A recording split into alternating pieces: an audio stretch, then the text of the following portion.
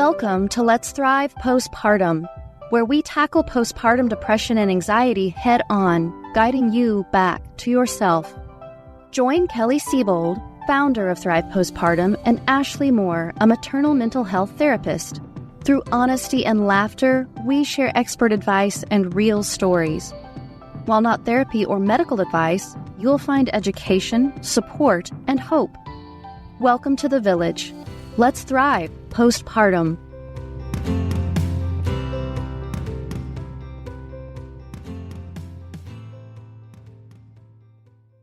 Hey, Mom. Welcome back. I'm Kelly. And I'm Ashley. We're so happy that you're here.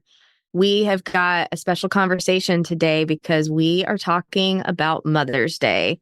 Happy Mother's Day to all the moms out there in the world. There's lots of things, though, that we've realized, Kelly and I, that go into Mother's Day. And I think Kelly had some different ideas that have come up for her that she's been thinking about. What do you think, Kelly? Happy Mother's Day. Exactly. It really does bring a lot of emotions, not only as a mother, if you've just recently had a child, but when you're doing it with postpartum depression and anxiety, it just has a different feel. And so I think first we want to talk about realizing there's a lot of feelings that can be tied to Mother's Day.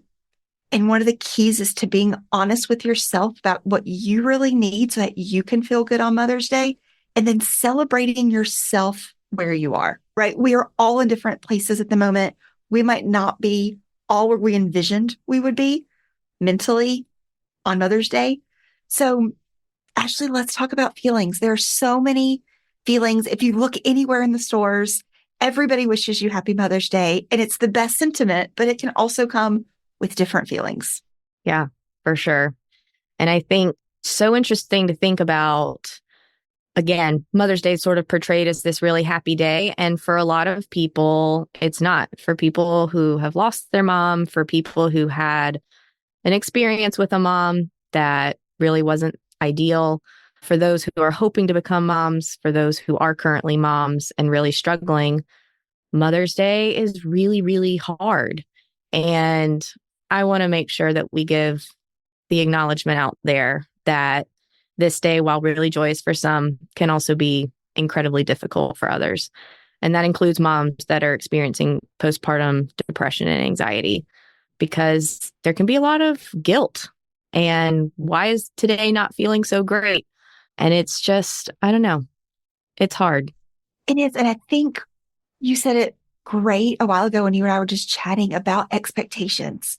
A lot of times as a mom, we have expectations of what motherhood should look like, what we should be doing, how our experience should feel. In Mother's Days, especially if this is your first Mother's Day, I had expectations of what I felt like I should feel like. Maybe not what I should be doing, but I remember Mother's Days with my mom growing up. My mother's my favorite person in the world. And we just spent time together and that happiness. And so when I didn't feel happy my first Mother's Day, it had nothing to do with not loving my child, but those feelings can make you feel ashamed, not right. My expectations weren't met for myself. And it was a weird feeling. Yeah. How'd you navigate through that? Like, what'd you do? I had an honest conversation with my husband about here's what I needed. And then I just went with the shame and the guilt. I needed time away to find me, have a day by myself. Let me just be myself for a day, and just took the shame with it. And it also felt amazing to have a day for what I needed to do for myself. What did you do for your first Mother's Day? So my first Mother's Day, also mixed bag of feelings. And I was telling you earlier, Kelly, like I saw this photo recently. It was a little video, like short video snapshot of my first Mother's Day sitting in a hammock and holding my son. Sounds beautiful. Sounds beautiful. Yeah. But all I could think of when I looked at that picture was, oh my gosh, that was the week after he had been hospitalized for bronchiolitis. It was one night and he was fine. It was just to double check because he was so little. He was he was just 5 months old.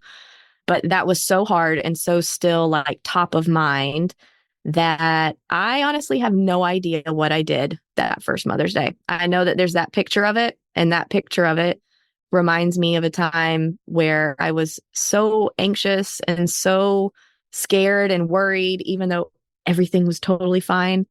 I have no idea what we did other than I have that picture of us sitting in the hammock. I'm glad he was okay. right? I'm glad that was something that turned out not to be a big deal. But I can see when your 5-month-old son is put in the hospital overnight, and if you have anxiety, that just being a trigger and bringing you whole down a different path. I mean, I can see how that would make it so much worse. How scary. It makes it so much harder.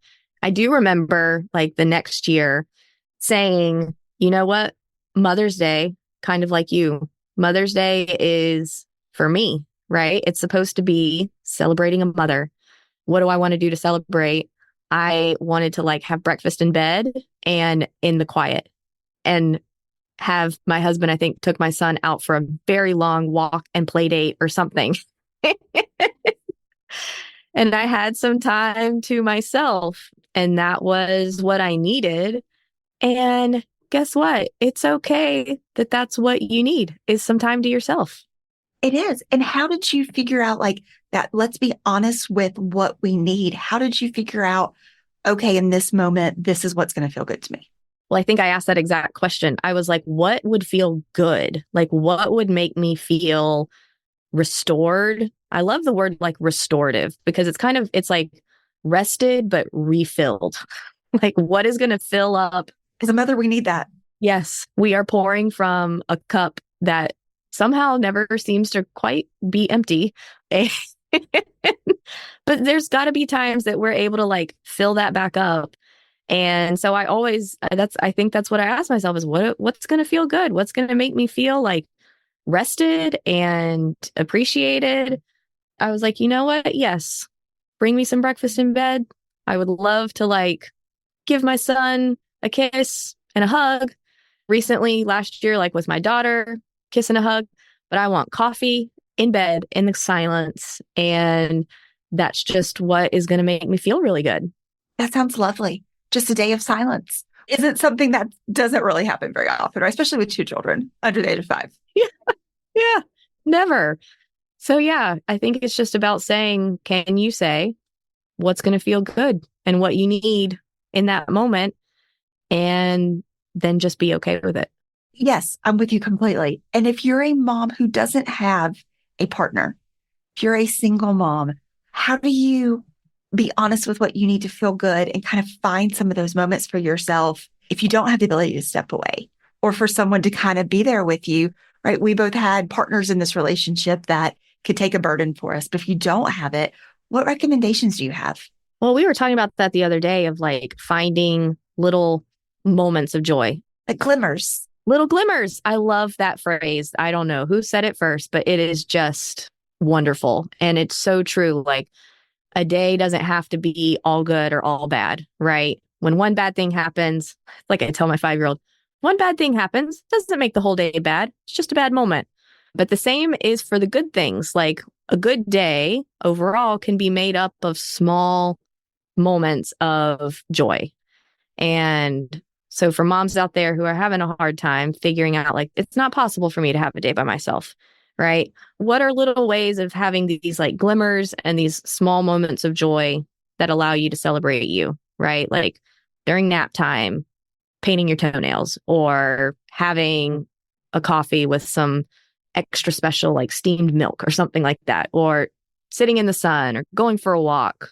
I don't know. What other small joys come to your mind? I remember I was going to therapy for help and they asked me that question, what makes you happy in the day? And I had no idea what I could do that happy. So I had to make a list on my phone, sit down one day and be like, what makes me happy? And what makes me happy is to sit on my front porch swing and listen to the podcast, My Favorite Murder. I feel like they're my friends. I've never met them, but I'm obsessed with them. And that brings me 2 minutes or 5 minutes or whatever joy. And so even if you just have to sit down and make a list of, I have 3 minutes, what can I do that makes me feel like me? I really had to keep a list on my phone because if I had 10 minutes, I had no idea what to do with myself. Do I do the dishes? Do I do self-care? What's my glimmer for the moment? And so I recommend if you don't have a list in your head to write one, just because I had problems remembering. You can be happy. What makes you happy? What is that? Coffee and My Favorite Murder. Yep. And what a great idea to have an actual list. I would even say like type it out and print it out because as you and I know, like sometimes in these really hard moments when you're overwhelmed, your brain is not exactly firing on all cylinders. And it's hard to say, okay, what's my list of things? I need to think of something. If you've got a list that's like lives somewhere on your fridge, somewhere in your bedroom, then if you've got a couple minutes, you could look at it and be like, I can do 2 of these right now. And it's 2 of my favorite things. Yes. And just that little bit, you're right, brings that happiness moment in. If that's all you have this Mother's Day is 3 minutes at some point, those 3 minutes can make your day so much better if it's something that really makes you happy. The other coin toss on this, let me ask you about this one, is social media. So social media can be great, right? You can slip through, you can see your friends, you can see what's happening, you can look at inspirational quotes. I got a lot of postpartum depression ideas to get help for myself on social media. But then there's also that Mother's Day expectation of everybody posting their happy, loving family and how life is great. And when you're already struggling, I think I ended up having to decide to stay off that day. That was not my Glimmer moment. Like that was away. Any thoughts on social media and impacts? Oh my goodness. Yes. Social media, it's a double-edged sword. There are so many positive resources and information and things that feel uplifting and good.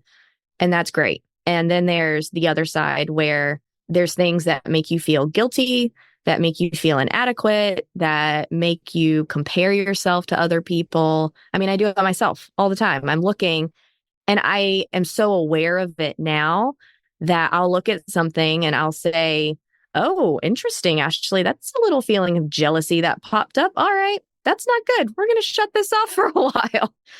So with social media, we're being fed these different messages about these snapshots of people's lives. And that is all they are. It is like a literal 1-second photo frame of someone's life. And I think if we can keep reframing it that way to ourselves, that what we're looking at is literally 1 second of someone's day, it can help put things back into perspective of my life probably has several 1-second moments that look just like this. I don't have a photographer catching them on camera, but everyone does, right? Everyone has 1-second moments of great. And the rest of the time is real life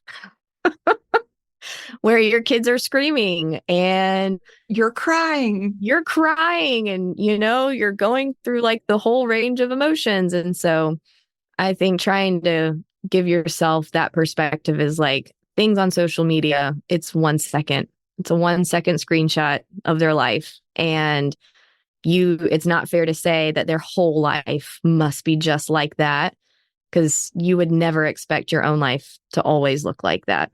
And so if being on social media, if you find you like practice a little awareness when you're scrolling through and noticing this makes me feel happy, this makes me feel like curious and like I want to learn more about this, but this makes me feel jealous and this makes me feel guilty. Now I'm feeling some shame because why doesn't my house look like that? Why don't my kids wear those clothes? That's a sign. It's like, okay, take a break. Yeah.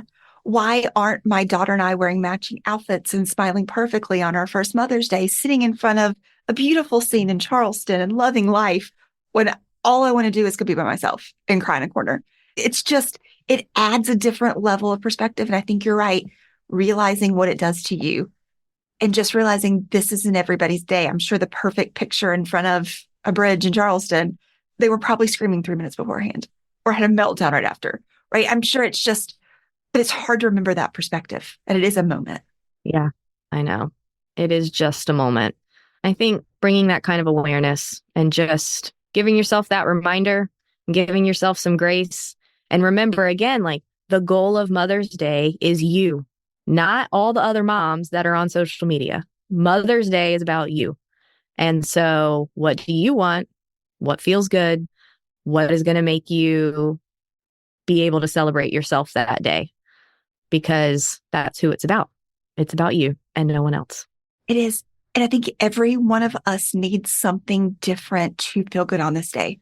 Maybe you do want to go take the pictures. Maybe you do need time alone. Maybe you need something completely different. But if you're struggling, it's okay to say, this is what I need. Next year may be different, right? You may want something completely different, but to honor where you are right now. And being a mom is so hard, but being a mom with postpartum depression and anxiety is so much harder. And getting to say, hey, I'm here. I can celebrate the fact that I'm here. I'm doing a great job, I think is key, because I think motherhood is probably harder for you than a lot of moms. And I think you deserve to realize how amazing you are, even if you don't feel like it right now. Yep. Every mom is amazing. They are. Absolutely. And I think just to kind of wrap it up, I just want to remind everybody it's okay to not be okay this Mother's Day. It's okay if you're sad and depressed or you have all the different emotions going on. But I really just want to tell you that Ashley and I are really proud of you. It's hard and no one else can really see your struggle or really understand what it feels like, right? We're all on our own unique journey, but I want you to know that we see you and we've been there. And this Mother's Day, we really just want to honor you because you are amazing and you are not alone. And we really hope that you have an absolutely wonderful Mother's Day. Whatever that means for you, get a glimmer in there. We are thinking about you and we really hope you'll join us next week. Happy Mother's Day. Happy Mother's Day, everybody. Bye. If you enjoyed this episode and found it helpful, please be sure to hit subscribe, leave us your feedback, and give us a 5-star review. For even more support, visit us at wethrivepostpartum.com/podcast to sign up for our newsletter and learn more about our community. Remember, you are not alone. With support, you can feel better. Together, let's thrive postpartum.